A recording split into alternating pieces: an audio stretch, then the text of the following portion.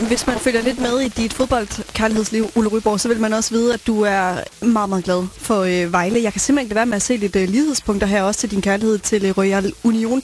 Altså jo 2 hold, som kommer lidt ned fra bunden og lige sådan klatrer opad. 2 hold, som har et stadion, som har noget med en skov at gøre. Nu hæber du her til aften på Royal Union.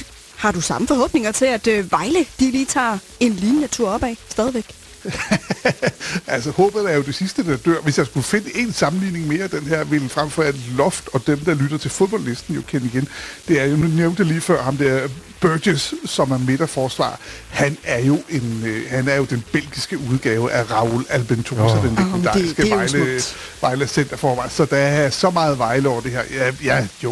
Jeg håber, der er Vejle vinder de næste 3 og vinder den her dårlige periode, vi har været inde i. Men, ja. Jeg har 2 spørgsmål til slut. For det første, et lidt kort svar. Bliver det svært for Midtjylland i aften? Hvem tror du vinder?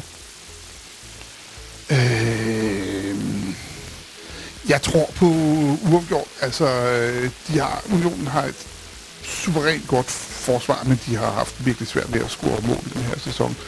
Og det ved jeg ikke. Midtjylland har altså også nogle gode folk. Ham der siger ham, han er og Sørensen, de er virkelig nogle skarpe nogen. Altså, Midtjylland let favorit, men jeg tror, Unionen kommer.